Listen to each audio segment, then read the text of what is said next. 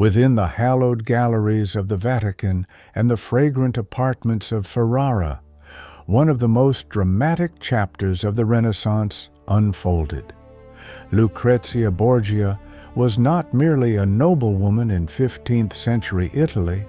She was an instrument of political influence, an image sculpted by the immense ambitions of her father, Rodrigo Borgia, who later ascended to the papal throne as Alexander VI, and by the cruel machinations of her brother Cesare, a man who would stop at nothing, not even murder, to achieve his desires. From her earliest days, Lucrezia was denied freedom of choice. She was raised, adorned, and exploited as a pawn in the schemes of one of the most formidable and reviled families of her era. In the annals of history, she has been remembered as a poisoner, an incestuous accomplice to evil. Yet, behind this legend lies a destiny marked by enforced subservience, betrayal disguised as affection, and the constant peril of becoming the next victim in a game where she held no agency. Her charm, sharp intellect, and refinement merely served as tools through which others pursued power. Ancient tales whisper of her depraved liaisons with her father and brother, but beyond the veil of sordid rumors lies the tragic fate of a young woman forced from birth to dance to the tune of a corrupt church and an unscrupulous family. This is not merely a biography of Lucrezia Borgia, it is an enthralling dive into an era of moral decay where sin was common currency and impunity reigned supreme under the banner of power. Lucrezia Borgia was born on 18th April 1480 in the modest town of Subiaco, far from the dazzling splendor of Rome, yet at the heart of aristocratic nobility. She was the illegitimate daughter of Rodrigo Borgia, an ambitious cardinal who already harbored dreams of ascending to the pinnacle of the ecclesiastical hierarchy. Lucrezia's mother was Vanozza de Catane, a woman of considerable fortitude. Intelligent and influential, she had long been Rodrigo's favorite. However, neither tender affections nor the birth of children could bring their relationship out of the shadows. Thus, Lucrezia came into the world amidst secrecy, raised with strictness and away from the inevitable gossip surrounding the daughter of a high-ranking cleric. From birth, Lucrezia Borgia's destiny was predetermined. Her father, Rodrigo, saw in her not merely a daughter, but a strategically vital figure in the political battles to come. He prepared her not for the role of a society lady, but for participation in a complex diplomatic game where the stakes were extraordinarily high. Lucrezia's upbringing was overseen by noblewomen, notably Adriana de Mila, Rodrigo's cousin and confidant. The young woman received an exceptional education, far surpassing the standards of the era for women. She was fluent in Latin, Greek, Italian, and Castilian, adept at embroidery, porcelain painting, played various musical instruments, and possessed the gift of eloquence. Lucrezia was expected not only to appear virtuous, but to embody virtue itself. Every gesture, word, and glance she directed towards the public was intended to underscore her family's grandeur. However, beneath this outward polish lay an atmosphere of unrestrained ambition that permeated her family. Lucrezia's father was obsessed with the idea of ascending to the papal throne, and when he succeeded in 1492, becoming Alexander VI, he transformed his children into instruments for solidifying his power. By the age of 12, Lucrezia realized that her freedom was an illusion. Her future was dictated by her father's decisions and the ambitious schemes of her brother Cesare, a man both charismatic and ruthless. willing to sacrifice everything for power, even his closest kin. Lucrezia's childhood could hardly be described as a typical period of growth. Rather, it was a deliberate preparation of a political instrument, meticulously groomed for a role where she could be ruthlessly handed over to whoever offered the most advantage. Despite the surrounding luxury, the gardens, music, and golden embroideries, the air was thick with calculation, a pursuit of personal gain, and the imperative of unquestioning obedience. With Rodrigo Borgia's ascent to the papacy as Alexander VI, the Vatican underwent a transformation. It ceased to be a spiritual center, becoming instead a power machine driven by deals, threats, and tacit consent. In this world of boundless ambition, Lucrezia had no childhood, no youth, nor even the right to refuse. She was destined to become the perfect instrument, an impeccable reflection of her family's power. This was not her desire, but her fate. Devoid of alternatives, her first marriage proved a cruel ordeal. At 13, still with a child's voice and naive dreams, she was wed to Giovanni Sforza, heir to an influential Milanese family. There was no room for spiritual vows or sincere promises. This was a cold political alliance, where a dowry dictated influence and the altar served as a field for diplomatic battle. Lucrezia realized she was not loved, but even more bitter was the understanding that love was not expected of her. Her worth was determined by her surname and her capacity for childbearing. Giovanni proved to be merely a pawn on the chessboard, and when he ceased to be useful to the Borgias, he was cast aside with cold-blooded ruthlessness. The history of the Borgia family unfolds as a drama where honor and dignity become bargaining chips in political games. Giovanni, Lucrezia's first husband, found himself at the epicenter of a scandal. Rodrigo and Cesare, driven by their self-serving motives, publicly accused him of impotence, which became the formal pretext for the annulment of the marriage. Giovanni's reputation was shattered, and Lucrezia, despite her inner sympathy for her husband, remained silent.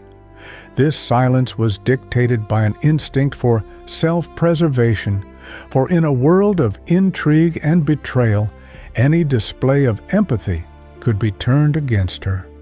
This episode became a harsh lesson for Lucrezia about the nature of power, where truth is relative, morality is blurred, and feelings and even one's body are used as tools of manipulation.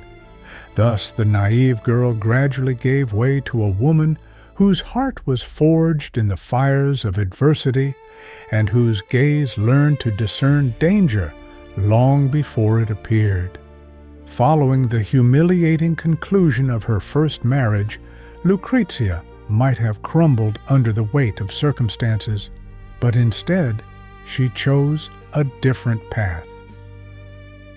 She became more reserved, more calculating, and consequently more formidable. Lucrezia learned to navigate the labyrinth of intrigues, to anticipate her father's intentions, and to recognize Cesare's outbursts of rage. Then Alfonso of Aragon, young and courageous, entered her life as her second husband. In this marriage, a glimmer of genuine affection first appeared. Lucrezia did not merely tolerate her husband, she felt love for him. However, in the Vatican, where intrigue and the struggle for power reigned supreme, there was no place for love and happiness. Cesare, consumed by a thirst for power and control, saw his sister's relationship with Alfonso as a threat to his influence. He was tormented not merely by fraternal jealousy, but by a desire for complete control over Lucrezia, perhaps the only person he could not entirely manipulate. When Alfonso became a serious impediment to the Borgia family's political ambitions, particularly due to his close ties with the Neapolitan crown and his opposition to French interests, the decision to eliminate him was made instantly. Cesare was tasked with disposing of the unwelcome son-in-law, and Rodrigo, the family patriarch, gave his consent. Only Lucrezia desperately attempted to prevent the impending tragedy. One night, in a surge of desperation, she revealed to her husband the treacherous plan conceived by his own family to take his life.